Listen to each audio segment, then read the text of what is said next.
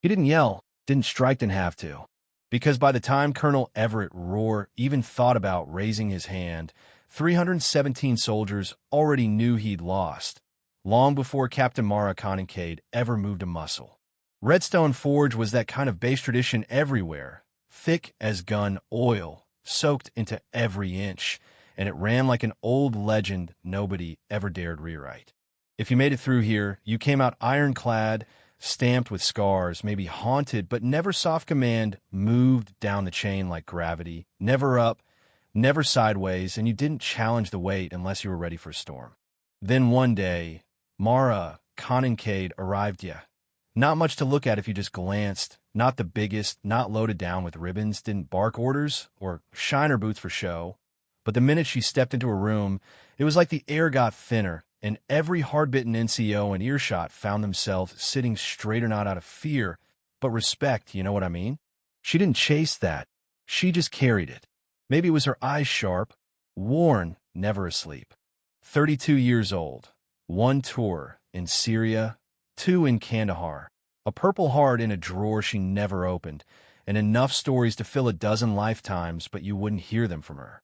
Daughter of a Marine drill instructor and a teacher who could quote Marcus Aurelius before breakfast, Mara grew up with 2 rules. Do the job or don't wear the boots, and speak with steel, not volume. The Army wasn't a family heirloom for her, it was something she had to earn for herself. So she did, sweat for it, stayed late, learned every inch of the playbook, found out where the shadows fell in the halls of command. Folks at Redstone respected her, the ones who valued competence over theater but admiration. That's paper armor when the knives come out, and nobody carried more knives than Colonel Rohr. 6 years running Redstone like a fiefdom, Rohr was all ice and iron boots, so polished they never saw mud, eyes that didn't blink so much as calculate. When Mara met him at orientation, he barely looked up. Another soft promotion, he muttered, just loud enough for her to hear. She held his stare a breath longer than necessary, and that was it. War started not in the open, not at first. More like a chess game with live ammo. Every memo she wrote, he rewrote and signed his name.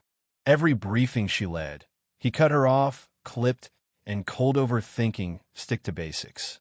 It wasn't feedback, it was erosion, but Mara knew better than to go loud too early. At Redstone, you don't fight soon. You fight right. So when the weekly officer briefing rolled around, she delivered her Satrep 3 inconsistencies in a supply drop. Just facts, no drama. Rohr didn't even let her finish, just waved her off like she was a child. We'll stick to standard processum, not here, for micromanagement from junior officers. Everyone in that room felt the line cross, but nobody moved. Mara just nodded and sat, didn't show a flicker. Later, she walked past a mess hall, table young lieutenants whispering. He's gunning for her. Watch your back, Conincade. She logged it away. Maintain posture. Do not retreat. Then, like clockwork 2 days later came the trial. Full gear, no warning, blistering heat. Only her unit called up. Rohr wanted a public crack, wanted her to fail in front of everyone, and he wanted on tape. But he didn't get what he wanted because Mara didn't command respect, she earned it, running with her troops, bleeding with them, never sending them where she wouldn't go herself. That day, a 19-year-old private barely more than a kid turned to her and said, "You don't have to do this with us, ma'am." She looked him dead in the eye.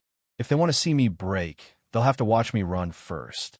And they didn't just finish, they won, every last one. Rohr watched, lips white, fists clenched, clipboard creaking in his grip. That night, Mara found a note slipped in her Locarno name. Just 5 words.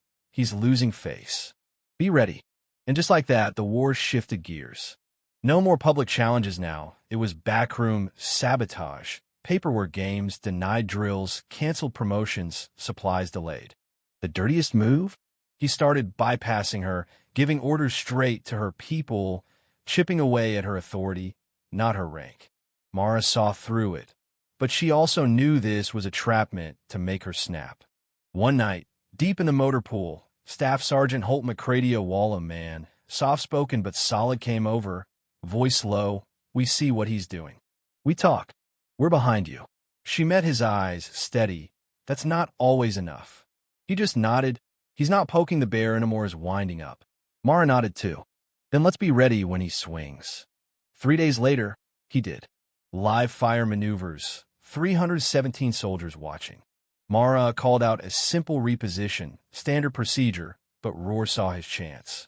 His voice sliced the air. Captain Conincade, who gave you the authority to override my formation? She stood her ground, voice even. I observed a vulnerability, sir, and followed protocol you taught it last month.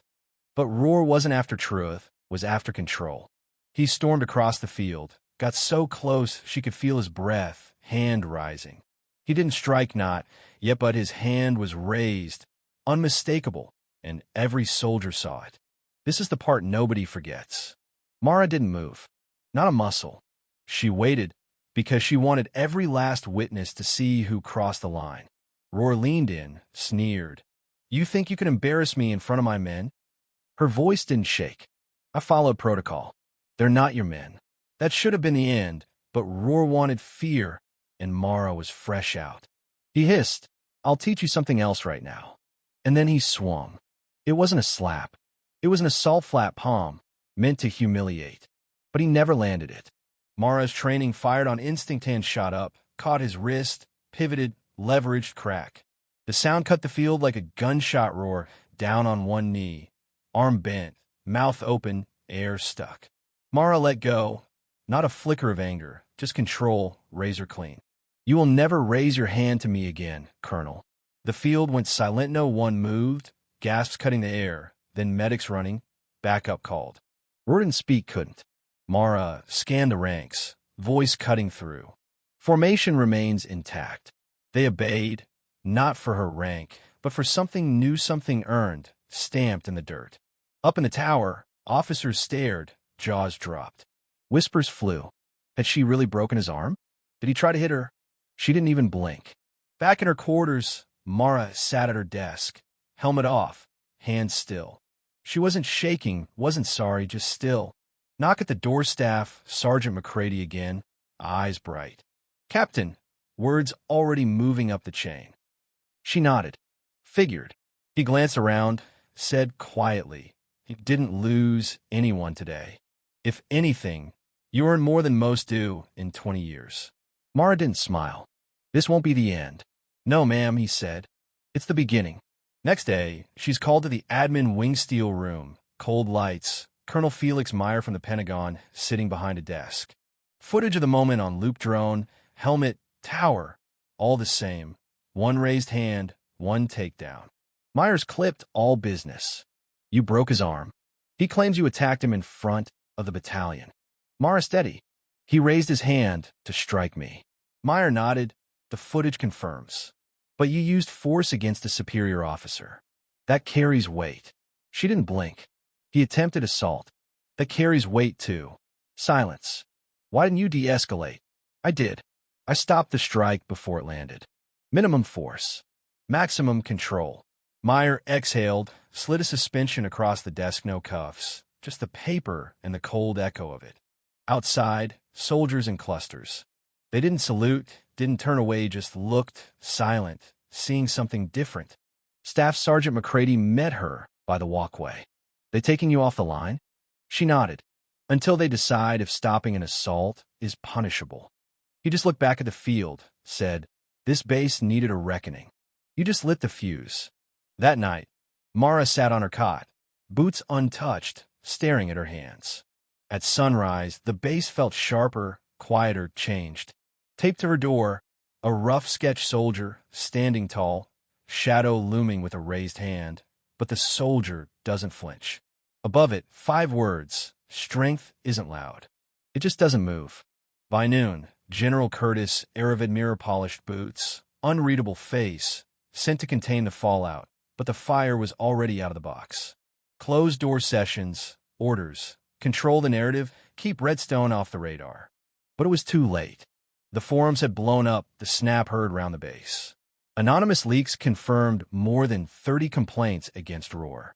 By afternoon, Roar was escorted out quietly, no press, just a lawyer blaming toxic feminism. The backlash was instant. Support whispered in closed rooms, But plenty of enlisted and officers ripped off their rank tabs and posted them online with a simple message: protect those who protect each other.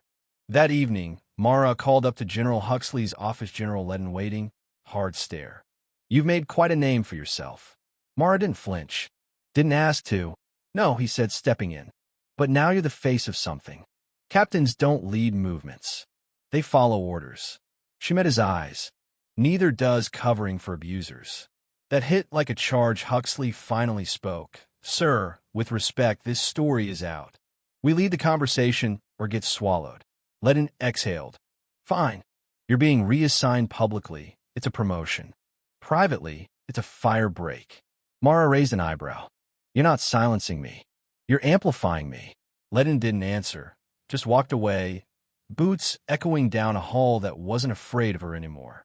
They tried to bury the story, but all they did was plant it. And as Redstone Forge woke to a new day, voices rose where whispers used to be debating, disagreeing, asking what justice really means on a field where tradition used to be law. So you tell me, where's the line? Where's the justice? Is it in the protocol or in the moment when someone finally stands up and says enough? Drop your thoughts below. Let's see where the real reckoning lands.